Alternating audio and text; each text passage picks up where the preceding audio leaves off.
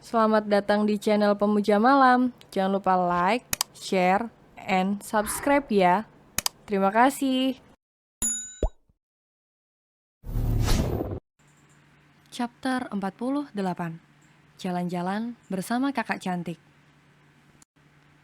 Gue capek. Peki Nisa yang sejak tadi sudah berjalan cukup lama. Keadaan kakinya yang belum terlalu pulih membuatnya masih merasakan sakit dan nyeri.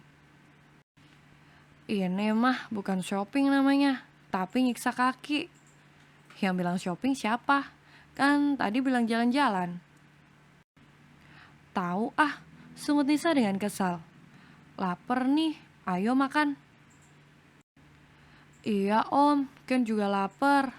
Rengek Ken sambil matanya menatap sekitar. Ken, kamu suka makan apa? Tanya Nisa langsung antusias soal makanan. Itu, tunjukin ke salah satu restoran yang berada tak jauh dari posisi mereka. Ayo, dengan cepat Nisa langsung menggandeng tangan Ken dan menuju restoran tersebut. Sementara Bastian yang ditinggal begitu saja hanya bisa pasrah dan terpaksa mengikuti. Walau sebenarnya ia kurang suka dengan restoran tersebut. Kenapa selera kalian harus makanan seperti ini?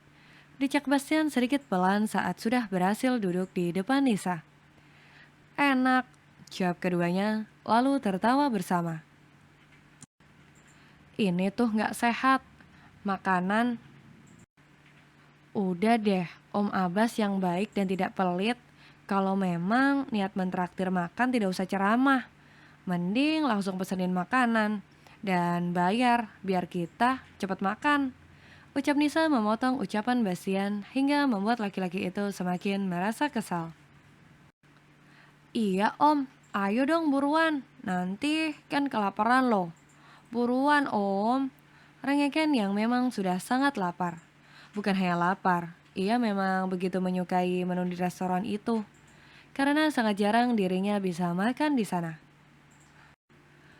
Bukan karena tidak bisa, namun papanya selalu melarangnya untuk makanan sembarangan. Dan kini, ia merasa mumpung sedang bersama kakak cantiknya, maka dari itu ia bersemangat, karena omnya pasti akan mengizinkannya.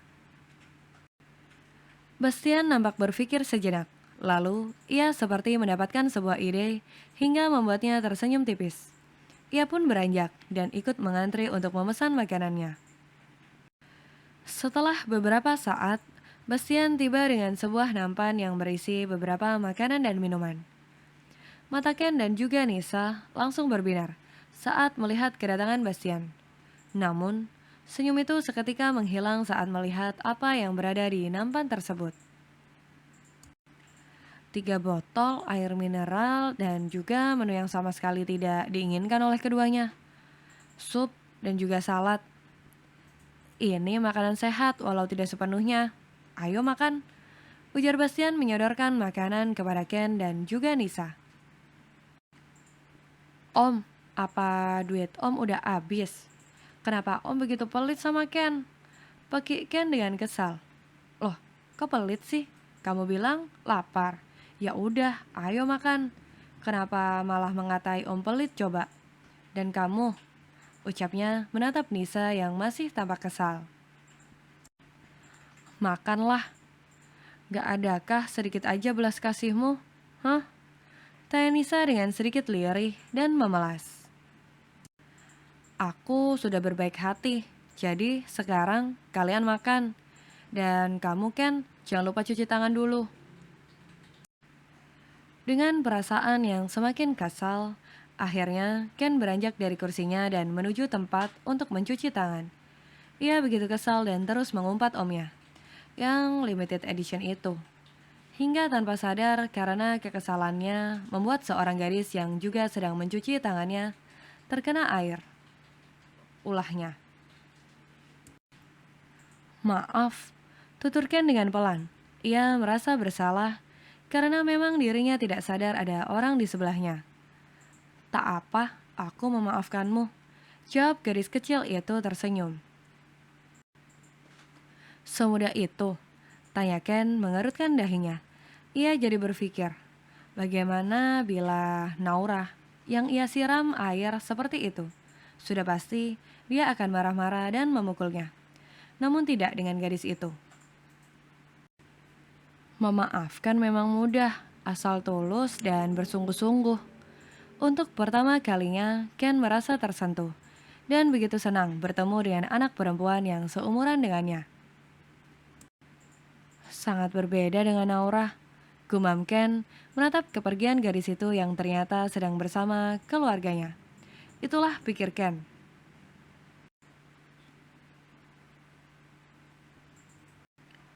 Suara notif yang terus masuk membuat Nisa merasa panik dan bingung sendiri.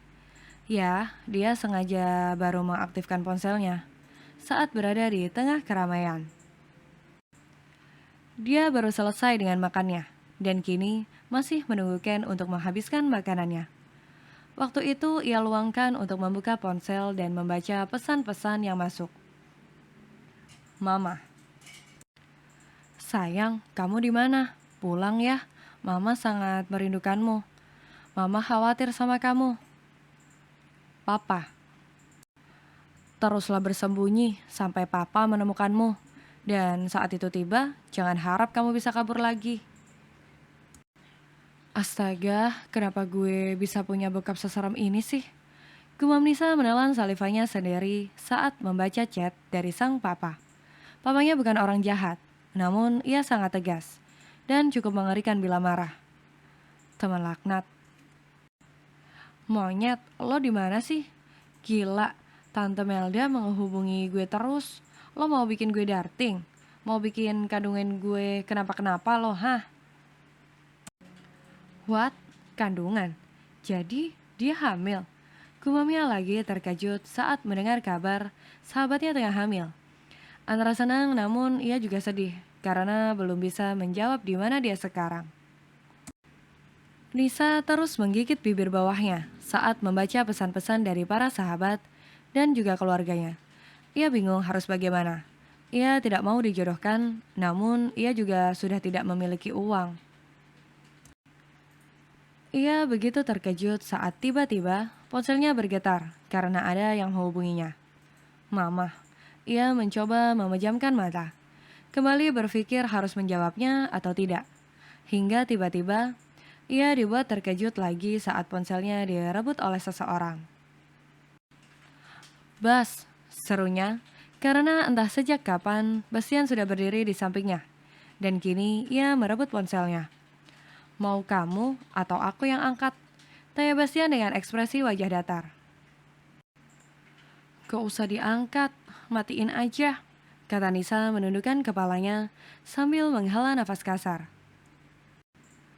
Ia tidak mendengar lagi jawaban dari Bastian. Ia mengira Bastian benar mematikan sambungan telepon itu. Hingga tiba-tiba, ia semakin terkejut saat mendengar suara Bastian menjawab telepon mamanya. Assalamualaikum, selamat malam. Jawab Bastian dengan sopan. Jerit Nisa dan langsung beranjak hendak merebut kembali ponselnya. Namun Bastian dengan cepat menghindar dan tetap menjawab panggilan itu. Diam. Bastian menatap Nisa dengan tajam dan menyuruhnya agar diam. Please jangan macam-macam, teriak Nisa semakin geram. Cukup diam. Tekan Bastian lagi. Waalaikumsalam, maaf, ini siapa? Di mana Dennis? Dennis, maaf tante, saya tidak tahu di mana dan siapa orang yang Anda maksud. Jawab Bastian mengerutkan dahinya. Dennis anak saya, dia yang punya ponsel ini. Apakah kamu menemukan ponselnya di suatu tempat? Di mana anak saya? Seru Mama Melda dari seberang sana dengan suara bergetar. Pikirannya sudah melalang buana, entah kemana, saat mendengar bahwa yang mengangkat teleponnya seorang laki-laki. Terlebih ia tidak tahu di mana anaknya. Siapa Dennis? Tanya Bastian kepada Nisa dan menjauhkan ponselnya untuk sesaat. Tahu ah, buruan matiin. Rengek Nisa lagi, namun tak dipedulikan oleh Bastian. Nak, jadi sekarang kamu di mana? Di mana kamu menemukan ponsel anak saya? Tanya Mama Melda lagi. Saya menemukannya di jalan beberapa waktu yang lalu, Tante. Jawab Bastian asal sambil melirik ke arah Nisa. Kini dugaannya semakin mencurigakan. Sepertinya anak Anda kecopetan atau semacamnya. Dan saya waktu itu tak sengaja menemukannya di pinggir jalan. Imbuhnya sambil menatap Nisa semakin tajam.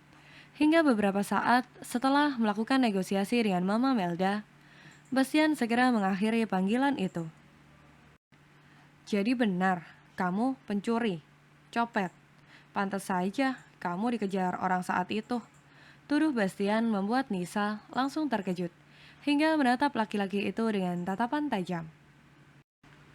Tentu saja, bagaimana bisa Bastian menuduhnya pencuri? Dengan kecantikan wajah seperti itu. Mana ada coba? Dan juga namanya kan Denisa. Wajar kalau orang tuanya memanggilnya Denis. Dan ia sengaja memakai nama Nisa agar tidak ada yang mengenalinya. Tanpa ia sangka bahwa nasibnya akan menjadi seperti ini. Bersambung.